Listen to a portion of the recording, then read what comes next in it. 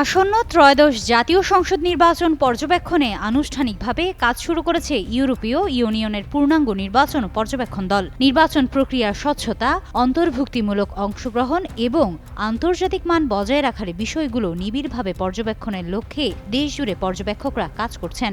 শনিবার ঢাকার একটি হোটেলে আয়োজিত সংবাদ সম্মেলনে ইইউ নির্বাচন পর্যবেক্ষণ মিশনের উপপ্রধান পর্যবেক্ষক ইন্তা লাসে জানান, ইতোমধ্যে ৫৬ জন দীর্ঘমেয়াদী পর্যবেক্ষককে দেশের বিভিন্ন অঞ্চলে মোতায়েন করা হয়েছে এবং সময়ের সঙ্গে সঙ্গে এই সংখ্যা আরও বাড়ানো হবে। নিরাপত্তা প্রসঙ্গে তিনি বলেন, মিশনের নিজস্ব নিরাপত্তা ব্যবস্থা রয়েছে এবং এ নিয়ে কোনো উদ্বেগ তারা অনুভব করছেন না। ইন্তালাসে জানান, মিশনের মূল লক্ষ্য হল নির্বাচনী প্রক্রিয়া যাচাই করা এবং বাংলাদেশের অভ্যন্তরীণ ও আন্তর্জাতিক আইন যথাযথভাবে অনুসরণ করা হচ্ছে কিনা তা পর্যবেক্ষণ করা।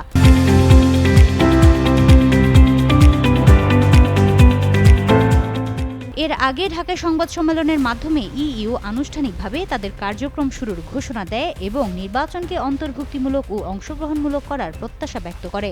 ইইউ নির্বাচন পর্যবেক্ষণ মিশনের প্রধান ইভার্স ইয়াপস বলেন, অন্তর্ভুক্তিমূলক নির্বাচন বলতে নারী, ধর্মীয়, জাতিগত, সংখ্যালঘু এবং প্রান্তিক জনগোষ্ঠীর অংশগ্রহণ নিশ্চিত করাকে বোঝায়। তিনি বিশ্বাসযোগ্য ভোটার উপস্থিতির দিকেও গুরুত্ব দেওয়ার কথা জানান। নির্বাচনে ইইউর ২৭টি সদস্য দেশ সহ কানাডা, নরওয়ে ও সুইজারল্যান্ডের প্রায় ২০০ জন পর্যবেক্ষক অংশ নেবেন। নির্বাচন শেষে ১৪ ফেব্রুয়ারি প্রাথমিক প্রতিবেদন প্রকাশ করা হবে।